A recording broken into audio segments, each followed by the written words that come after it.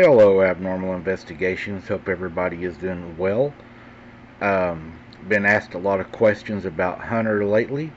Just want everybody to know that I love him more than anything in the world. I will never stop fighting for him, and that's all I can say right now. Is there is things going on, but still fighting, and we appreciate your donations, your support. It is helping so much, and there will be a day that we will be able to talk to you. This encounter that was sent in today, guys, I think is going to be one you're really going to enjoy. It's an awesome encounter, and I think that it's different than a lot again. But I also want to remind y'all today at 1 p.m. Central Standard Time, we're going to be doing a daytime boots on the ground that a lot of y'all requested. It'll be alive, so I hope to see you all there 1 p.m. Central Standard Time today. And as long as the weather permits, we're getting severe thunderstorms right now, but hopefully we will be able to do that.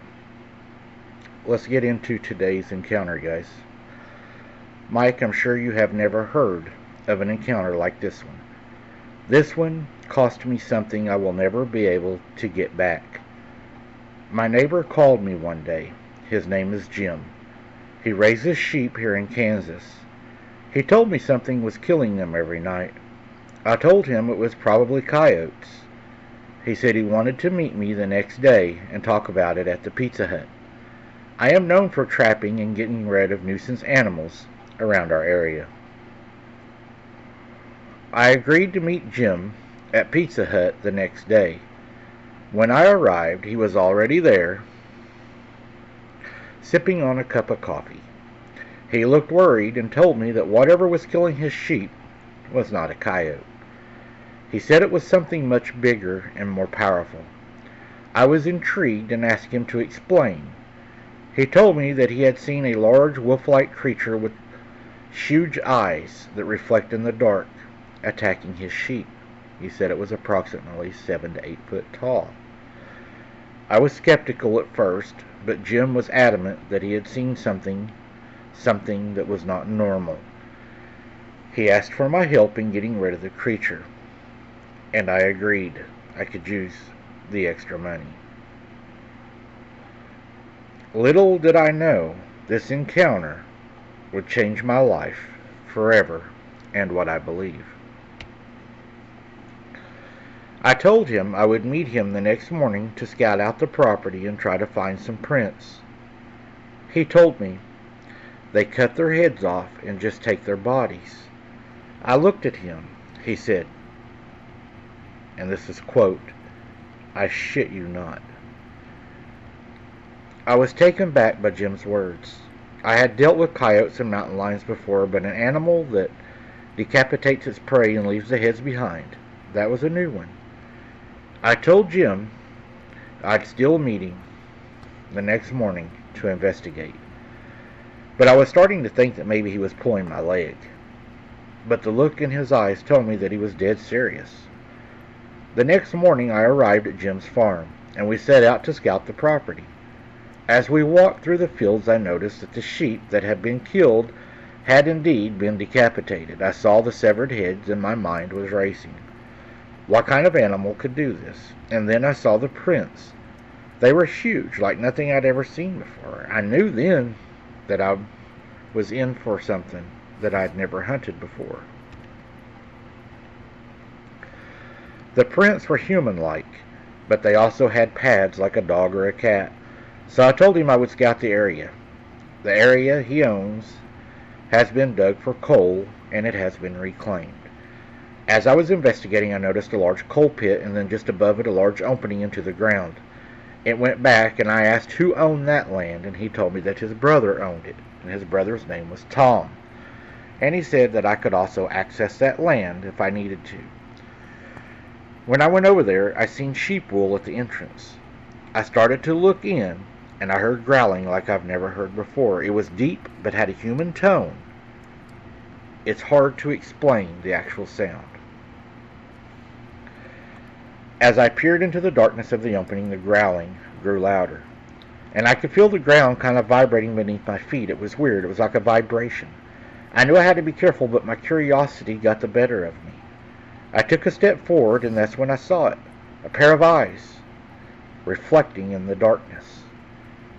They looked like embers, staring at me. I froze, my heart racing. The growling stopped, and an eerie silence fell over the area. I tried to step back, but my feet felt heavy as if rooted to the spot, and then a voice from inside of the mine whispered my name. It was low and raspy, but unmistakably human. I tried to turn and run, but my body wouldn't respond. The eyes drew closer, and I saw a figure emerging from the darkness. It was then that I realized I was face to face with something truly evil. I seen a large wolf walking on 2 legs. I ran to the side-by-side and drove back. I told him what I had seen, and he said, "I told you so." He told me his brother was a blaster for the mine and had dynamite. So the next morning, we decided to blast the cave and to seal it off. As the dynamite exploded, the ground shook beneath our feet. We watched as the entrance to the cave collapsed, sealing whatever was inside behind a wall of rubble. Jim and I looked at each other in relief. We thought we had finally put an end to our terror that had been plaguing his farm. But as we turned to leave, I saw something that made my blood almost curl right inside of me. A hand, a furry hand under the rubble was protruding. It was grasping as if trying to escape. I knew then that we had maybe killed something. We had no idea what it was. We had trapped something alive in the cave, something that didn't want to be trapped. The hand then pulled back underneath the gravel, and the rest collapsed. The next night I was sitting in the living room. My grandson was over. He was sitting by the door. We had it opened. He started yelling. Something was trying to pull him out of the door. I grabbed him, and his shirt ripped off. Then something grabbed my arm and twisted it like a gator doing a death roll. I passed out from the pain. I woke up in the hospital, and my arm had to be amputated. They blamed it on a mountain lion. I know it was a effing Dogman. This has been 8 years ago. We now live in Florida and do not miss the woods. Even though I've tried to put the experience behind me, I still have nightmares about that night. I see the hand reaching out of the rubble, and I feel the grip of the creature's claws in my arm. I wake up in a cold sweat, my heart racing. My grandson doesn't like to talk about it, but I can tell it still affects him too. He's nervous around dogs now, and he always looks over his shoulder when we're out in public. I've tried to convince him it was just a mountain lion, like the doctor said. But deep down I know the truth. We encountered something evil that night, something that took my arm. My arm was never found. I know this creature came back, and he tried to take my grandson to pay me back for what had happened. Thank God it was just my arm I lost that night. Yeah, I've never heard an encounter like that. I'm sorry that you lost your arm. That had to be very terrifying for your grandson. I would say probably that when you blasted that, you could have killed one of them, or at least injured one of them, and they did come back for payback. They've been known to do that many, many times. A lot of times, I think if we just let them be, they won't seek revenge. But that's just my opinion. I mean, we don't know. That's just based on what I believe and what I've experienced in the woods. I've never, as far as been out hunting or anything, had to actually shoot one. The only time I believe that I actually might have killed one was at my granny's, and that would have been years ago. But, yeah, it's just something to think about. I hope y'all enjoyed this encounter, guys. I think we can all learn a lot from these. And until next time, keep your head on a swivel. Don't be something's dinner, and I hope to see y'all on the live today. God bless, and take care, guys, until the next